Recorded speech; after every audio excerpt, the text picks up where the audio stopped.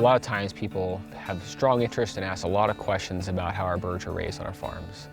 But what I think is also equally important is how the birds are processed. I think consumers need to take much more interest in how all of their animals are processed. It can make a huge impact in the animal's life and also the quality of the food. I think we as consumers need to not be afraid. A lot of times we want to hear all the things that happen on the farms and the ranches, but we don't want to hear about what happens in processing. And I think that needs to change. And the more we're educated, the more we can make a difference.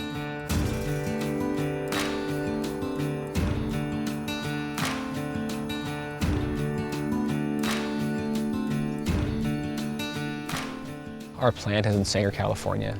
We've been there about 15 years, and when we came to that small town, it had about 23% unemployment when we came to that town that year. We found a plant that had been closed, and basically the bank had called the note on it. And we hired about 8 of the guys that used to work there. I asked the guys in April, I said, hey guys, tell your friends I'll need about 50 people to start processing about the middle of July. From the 1st of April until the 1st of July, I had 1,500 people walk through the door and ask me for a job. Didn't realize that the local community was that bad a shape. So we were grateful for that opportunity we had to come to Sanger and to be able to start building from the ground up.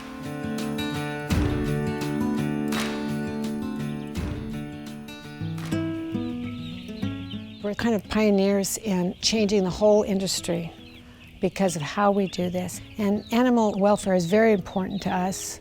We're very careful how we raise our chickens and how they are processed. It's very important to us that it's done as humane as possible. So we felt that sedation stunning was very important. Sedation stunning basically is using CO2, which is what you exhale. And if you get a little bit more CO2 in your lungs, you'll start getting sleepy. You get a little bit more CO2, you get a little bit more sleepy. We take about 5 minutes to go through the process slowly so that the bird goes totally to sleep.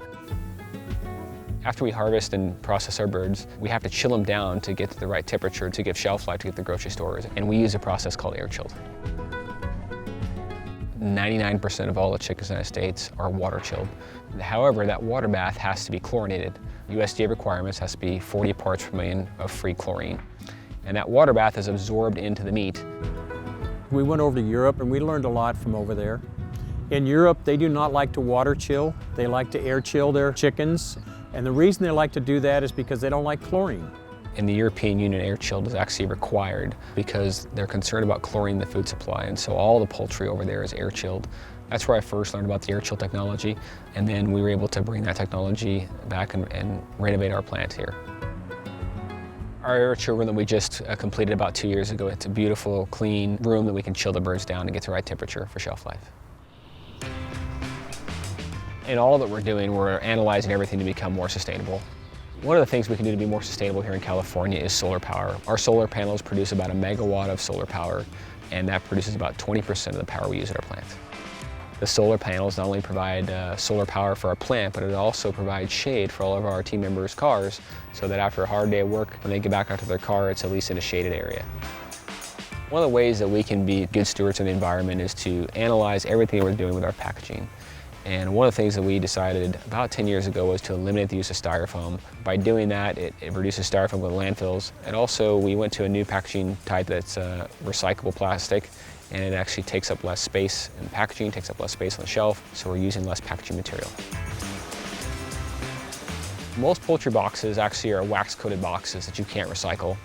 We made a decision to go to a recyclable box. It's made from about 80% recycled cardboard, and at the back of the grocery store, the grocery guys can recycle that box also.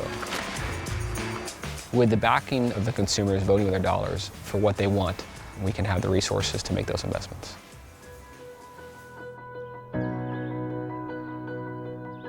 You know, as we were going out of business in 2002 and we were starting up our own processing plant, we had come from the conventional chicken business.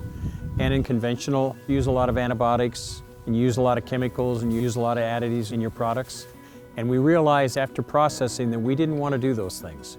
So we've done things that we know cost us more money, but we knew it was the right thing to do, and we just decided we're going to do it. You know, one of the great things that we do, I think, is supplying jobs. It's amazing how many tables we feed every day The community has really supported us as well. They allowed us to be able to create these jobs. The location of our plant has impacted the community quite a bit. We feel grateful that we still have a job and that we're able to give jobs to other people, producing a product that is of such a fine quality. So thank you very much for everyone that does support us, because you're supporting small farmers. We're a combination of a lot of small farms, and we're proud of what we do. A lot of the steps and the extra efforts that we go to that provides a better chicken cost more. If you were to go back 15, 20 years ago, the consumers weren't educated, I don't think, enough to fully appreciate and make this sustainable by supporting us, by paying us what's fair for us to be able to produce this poultry for them.